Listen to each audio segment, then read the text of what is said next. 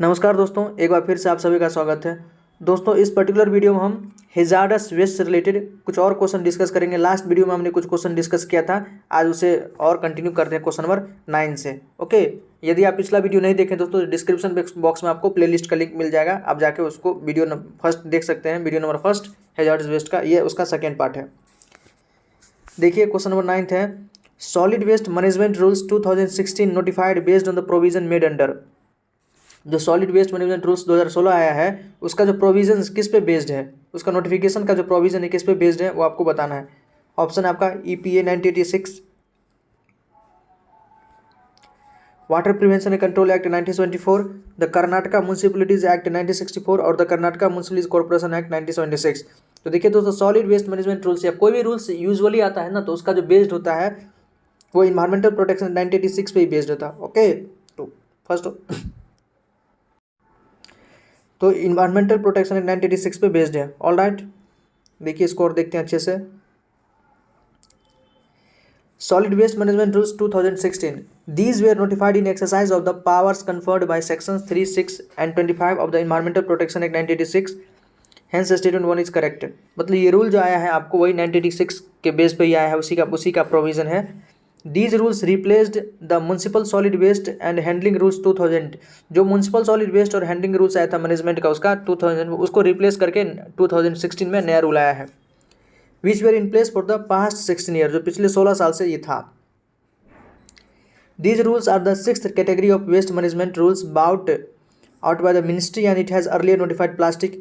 जो पहले जो वेस्ट था दोस्तों, उसमें मतलब कुछ ही कैटेगरी था, अब इसमें 6 कैटेगरी को ऐड किया गया। देखिए पहले क्या क्या था, अर्ली नोटिफाइड प्लास्टिक में अगर plastic, e waste, biomedical hazardous था and construction demolition waste management rules था। पहले जो था 2000 वाला रूल में, उसमें इन सारे वेस्ट के बारे में चर्चाएं थी। 2016 में जो रूल्स आया है उसमें क्या क्या प्रोविजन है, उसका क्या क्या साइलेंट फीचर है, देखते हैं। The rules are now applicable beyond municipal area, मतलब ये म्यूनसिपल एरिया के बाहर भी ये एप्लीकेबल है, इम्प्लीमेंट है।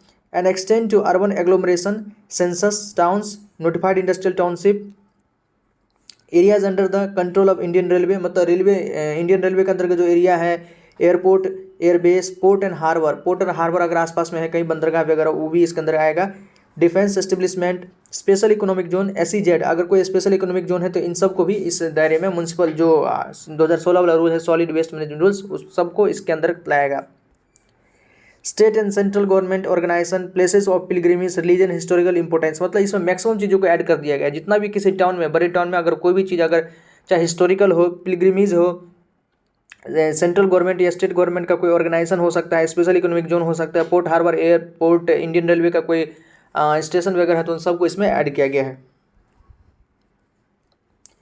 The source segregation of waste has been mended to channelise the waste to wealth by recovery, reuse and recycle. देखिए important line दोस्तों, सोर्स सेग्रीगेशन मैंडेट कर दिया है, मतलब जहाँ से वेस्ट जनरेट होगा वहीं पर आपको सेग्रीगेट करना है। ओके, वहीं पर सभी सारे वेस्ट को अलग अलग आपको वेट, ड्राई, कोई प्लास्टिक वेस्ट है उसको अलग सेग्रीगेट करना है, हेजार्डस वेस्ट है उसको अलग सेग्रीगेट करना है, तो सबको अलग अलग सेग्रीगेट करना है। ऐसा ही मतलब सेम चीज़ लागू है दोस्तों, अच्छे से इसको इंप्लीमेंट किया है इंदौर ने, और इंदौर मतलब 6ठी बार सबसे स्वच्छ शहर में, भारत के सबसे क्लीन सिटी में उसका मतलब उसको अवार्ड मिला है। उसके पीछे यही लॉजिक था, उन्होंने सोर्स पे ही, जहाँ से वेस्ट जनरेट हो रहा है वहीं पर सोर्स पे दोस्तों वेस्ट को अच्छे से सेग्रीगेट कर लिया 6 पार्ट में। ओके, रिस्पॉन्सिबिलिटीज ऑफ जनरेटर्स, जो वेस्ट जनरेट करता है उनके ऊपर जवाबदेही दिया गया है। Have been introduced to segregate waste into 3 streams, मतलब जो वेस्ट जनरेट करता है उनको ये रिस्पॉन्सिबिलिटी दिया गया है कि आपको वेस्ट को सेग्रीगेट करना है कम से कम 3 स्ट्रीम में। वेट में आपको बायोडिग्रेडेबल वेट हो गया इसके अंतर्गत, ड्राई के अंतर्गत आपको प्लास्टिक, पेपर और मेटल वुड, मतलब वेट, ड्राई और जो आपका डोमेस्टिक हेजार्डस वेस्ट है, इन तीनों में आपको सेग्रीगेट करना है सारे वेस्ट को। हेजार्डस वेस्ट के अंदर आपका डायपर्स हो सकता है, napkin, empty container, cleansing agent, mosquito repellent, ETC। जैसे कोई लोग हीट यूज़ करते हैं मॉस्किटो को रिप्लेंट करने के लिए, मॉस्किटो भगाने के लिए हीट यूज़ करते हैं, तो ये सब क्या होगा आपका हेजार्डस वेस्ट के अंतर्गत ही आएगा। Okay, and hand over segregated waste to authorised rag picker और waste collector of local bodies, और जो भी आप वेस्ट जनरेट करते हैं उसको किसी ऑथराइज्ड रैक पिकर, जो आपके घर कचरा बिनने के लिए आता है, या कोई अगर लोकल बॉडीज है उसी को, जो ऑथराइज है उसी को आपको उसको हैंड ओवर करना है, सौंपना है। Integration of waste pickers, rag pickers and waste dealers, kawadiwalas in the formal system should be done by state government and self-help group or any other group to be formed. मतलब जो जिसको government ने authorise किया है वही आप उसी को आप हैंड ओवर करें अपने वेस्ट को, वही लिखा हुआ है. No person should throw burn or bury the solid waste generated by him. मतलब कोई भी आदमी अपने वेस्ट को मतलब बर्न नहीं कर सकता या उसको आप खुद से बरी नहीं कर सकता है, मतलब लैंडफिल नहीं कर सकता है on street open public spaces outside his premises in the drain और इन वाटर बॉडी. ना ही मतलब उसको नाला में ओपनली फेंक सकता है, ना ही उसको जला सकता है, ना ही किसी वाटर बॉडीज के अंदर उसको फेंक सकता है, या कहीं पर आपने मतलब लोग क्या करते हैं कि अपने गली को छोड़ के दूसरे गली में जाके वेस्ट को फेंक देते हैं, जला देते हैं कुछ ऐसा, तो ये सब नहीं करना है. The generator will have to pay user fee to the waste collector. जो जनरेटर है, वेस्ट जनरेटर है, उनको क्या करना होगा, तो यूजर फी देना होगा. किसको? तो जो वेस्ट को कलेक्ट करने, आपका वेस्ट जो कलेक्ट करने के लिए आता है उसको आपको कुछ फी देना पड़ेगा. For spot fine for littering and non segregation. यदि आप इधर उधर लिटरिंग कर रहे हैं, कचरा फैला रहे हैं, तो उसके लिए आपको स्पॉट फाइन भी देना पड़ सकता है. ऑलराइट, ये सब 2016 के जो solid waste management and handling rules है उसमें ये सब लिखा हुआ है. नेक्स्ट क्वेश्चन इंपॉर्टेंट है दोस्तों, यहाँ मैच द फॉलोइंग है. कुछ आपको टॉक्सिक एंड हैजार्डस सब्सटेंस दिया हुआ है, उसका मेजर सोर्स क्या है वो आपको बताना है. ऑलराइट, देखिए फर्स्ट विनाइल क्लोराइड, सेकंड है पॉलीक्लोरिनेटेड बाइफिनाइल, थर्ड है बेंजोपायरिन और फोर्थ है पॉलीएक्राइलिक एरोमेटिक हाइड्रोकार्बन. तो देखिए विनाइल क्लोराइड दोस्तों प्लास्टिक एंड इंडस्ट्री से निकलता है. विनाइल क्लोराइड पीसीबी, आपने पीवीसी नाम भी सुना होगा, पोली विनाइल क्लोराइड. ये क्या होता है? प्लास्टिक में अधिकतर यूज होता है. तो ए का तो थर्ड हो जाएगा, ए का थर्ड. पॉलीक्लोरिनेटेड बाइफिनाइल एक केमिकल है जिसका मैक्सिमम इस्तेमाल होता है आपका इलेक्ट्रिकल इंस्टॉलेशन में, तो बी का फर्स्ट. बेंजोपायरिन और पॉलीएक्रोमेटिक बेंजोपायरिन दोस्तों जैसे डाइऑक्सिन और बेंजोपायरिन का नाम आपने सुना होगा, ये सब इंसिनरेशन से, वेस्ट का जहाँ इंसिनरेशन कराया जाता है वहाँ से निकलता है, तो सी का फोर्थ हो गया. और पॉलीएक्राइलिक हाइड्रोकार्बन, ये हाइड्रोकार्बन ये सब आपका निकलता है आपको फ्यूल कंबसन से. फ्यूल कंबसन कराते थे, कार्बन मोनोऑक्साइड, हाइड्रोजन डाइसल्फाइड, ये सब कुछ गैसें निकलती है, तो वहीं पर आपका एरोमेटिक हाइड्रोकार्बन भी निकलता है, पॉलीसाइक्लिक एरोमेटिक हाइड्रोकार्बन. ये आपका हो गया डी का 2. तो 3142 होगा दोस्तों. देखिए आगे यहाँ ऑप्शन देखिए 3142, ए का 3, बी का 1, सी का 4, डी का 2. ध्यान रखिएगा दोस्तों. देखिए according to the EPA act 1986, hazardous substance is one that is ignitable. Hazardous के बारे में हमने लास्ट वीडियो में बहुत ज़्यादा बात किया है कि वो सारा वेस्ट जिसके अंदर इग्निटेबल, कोरोसिव, रिएक्टिव और टॉक्सिक कैरेक्टरिस्टिक्स हो उसको हम हैजार्डस के अंदर रखेंगे. A toxic substance is a substance or waste that when ingested absorbed can be fatal and harmful for person. Toxic substance किसको कहेंगे? वही सारे सब्सटेंस जो उसको या तो इंजेस्ट किया जाए या मतलब अपने अंदर लिया जाए, या आपको यदि आपने उसको किसी कारण बस एब्जॉर्ब भी कर लिया तो आपके लिए फैटल हो सकता है. ओके, वो सारा वेस्ट आपका क्या है? तो टॉक्सिक है. टॉक्सिक हैजार्डस सब्सटेंस के अंदर कुछ देखते हैं हम, जैसे विनाइल क्लोराइड. देखिए vinyl chloride exposure associated with an increase risk of rare form of liver cancer. Vinyl chloride के साथ अगर एक्सपोजर हो जाए तो आपको लीवर कैंसर कर सकता है, हेपेटिक एंजियोसार्कोमा कर सकता है, मतलब लीवर के अंदर कैंसर कर सकता है, सार्कोमा कैंसर ही होता है. As well as brain and lung cancer, brain में भी कैंसर या लंग कैंसर कर सकता है. लिम्फोमा, ब्लड कैंसर कर सकता है, एंड ल्यूकेमिया. ओके, अगर विनाइल क्लोराइड के साथ अगर एक्सपोजर हो जाए तो. पॉलीक्लोरेटेड बाइफिनाइल, देखिए polychlorinated biphenyl are group of man made chemicals. ये क्या है? तो मैन मेड केमिकल्स है, आर्टिफिशियल है. They are oily liquid or solids. ये ऑयली लिक्विड भी हो सकता है, सॉलिड भी हो सकता है. Clear to yellow in colour इसका साफ मतलब थोड़ा बहुत क्लियर से येलो कलर तक हो सकता है. विथ नो स्मेल और टेस्ट, किसी प्रकार इसमें स्मेल और टेस्ट भी नहीं होता है. PCBs are very stable mixer that are resistant to extreme temperature and pressure. देखिए स्टेबल मिक्सर है, मतलब बहुत ही ज़्यादा स्टेबल है और हाई टेम्परेचर और प्रेशर पर भी ये स्टेबल रहता है. ऑलराइट, PCB ध्यान रखिएगा.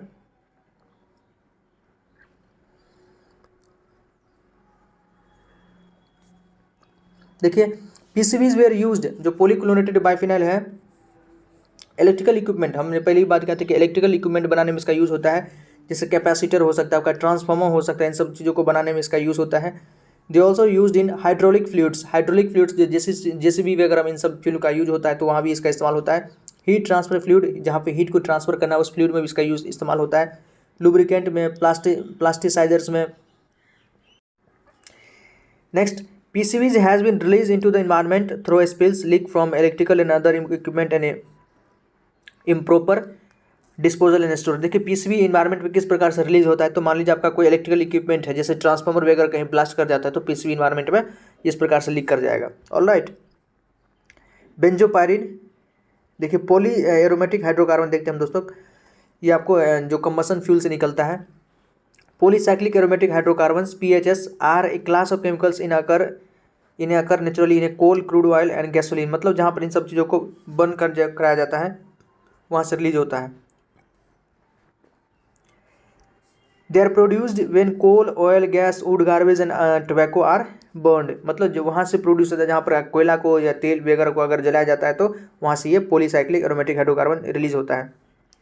People are usually expose to mixture of PHS, breathing air contaminated with motor vehicle exhaust, cigarette smoke, wood smoke और फ्यूम्स। मतलब आदमी आसानी से इसके एक्सपोजर में आ सकता है, आ जाता ही है। Breathing air contaminated with vehicles, जो हम लोग ब्रीदिंग एयर लेते हैं उसमें कंटामिनेटेड, हम लोग अगर मान लीजिए व्हीकल चल रहा है रोड पर तो कितना ज़्यादा पोल्यूशन हो रहा है, तो वो सब हमारे भीतर ही जा रहा है, कहीं ना कहीं लंग प्रॉब्लम कर सकता है। नेक्स्ट क्वेश्चन है, to regulate and control the transboundary movement of hazardous waste is also known as. देखिए ट्रांसबाउंड्री मूवमेंट, हैजार्डस वेस्ट को ट्रांसबाउंड्री मूवमेंट करना मतलब एक स्टेट से दूसरे स्टेट भेजना है सीमा के पार। ट्रांसबाउंड्री का मतलब सीमा पार, यदि हैजार्डस वेस्ट को हमको भेजना है, या सीमा पार आपका देश भी हो सकता है, एक कंट्री से दूसरे कंट्री भी। जैसे अमेरिका दोस्तों, बहुत सारे अमेरिका जो है अपना वेस्ट अपने यहाँ डिस्पोज नहीं करता है, वो दूसरे कंट्री में जाकर डिस्पोज करता है, तो ट्रांसबाउंड्री मूवमेंट इसी को कहते हैं। मतलब सीमा के पार उस वेस्ट को भेजना ट्रांसबाउंड्री मूवमेंट करते हैं। इसको कौन रेगुलेट करता है, इसको रेगुलेट के लिए कौन सा है, मतलब कन्वेंशन हुआ था तो बेसल कन्वेंशन। बेसल कन्वेंशन पर अच्छे से प्रॉपर वीडियो में आपको बनाए हुए दोस्तों, आपको मिल जाएगा, आप जाके सर्च कीजिएगा, तो सर्च करके बेसल कन्वेंशन और एजुकेशनल गैलरी डालिएगा तो आपको मिल जाएगा। तो बेसल कन्वेंशन पर हमने बनाया, ये क्या है, तो ट्रांसबाउंड्री मूवमेंट, मतलब हैजार्डस वेस्ट का यदि एक देश से दूसरे देश भेजना है तो उसके लिए एक कन्वेंशन बनाया गया था जिसको हम बेसल कन्वेंशन कहते हैं। ऑलराइट, देखिए the overreaching objective of the Basel convention is to protect human health and the environment against the adverse effect hazardous waste. Main इसका ऑब्जेक्टिव क्या है, तो जो हैजार्डस वेस्ट से ह्यूमन हेल्थ या एनवायरनमेंट पे जो बुरा प्रभाव पड़ सकता है उसको कम करना ही है। It's scope of application covers a wide range of waste defined as hazardous waste based on the origin and or composition and their characteristics, as well as two types of waste defined as other wastage, household and waste incinerator acid। मतलब कई सारी category में waste को classify किया गया है।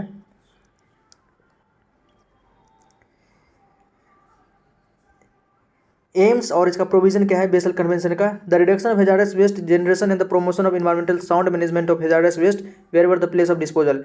Reduction of hazardous waste मतलब जितना ज़्यादा हो सके हम हैजार्डस वेस्ट का कम से कम उसको कम करें,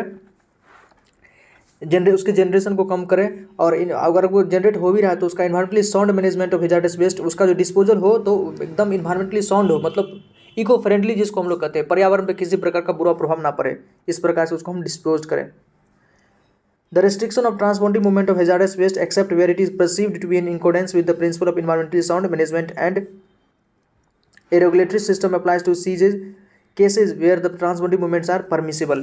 मतलब इसके लिए एक रेगुलेटरी बॉडी बनाया गया है जो इसको देखरेख कर सकती है, इसका नाम है Basel convention. All right,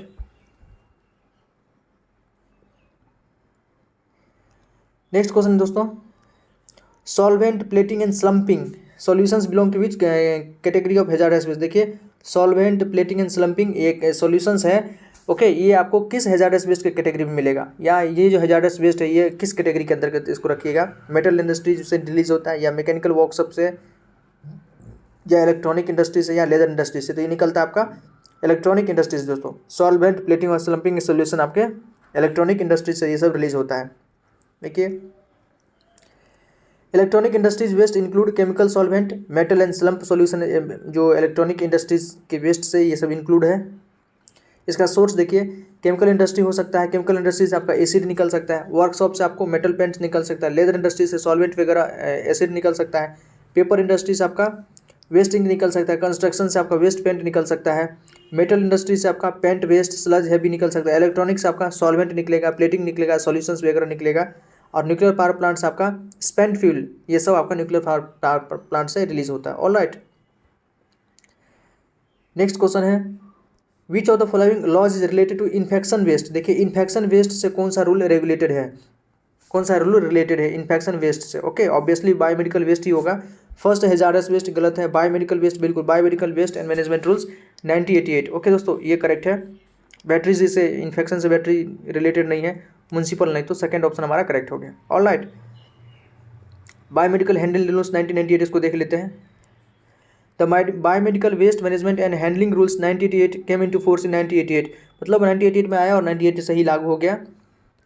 it exercise of the power of conferred by section 6825 of environmental protection 1986, the central government notified these rules for the management and handling of biomedical or infection waste generated from hospitals, clinics and other institution for scientific management and biomedical waste.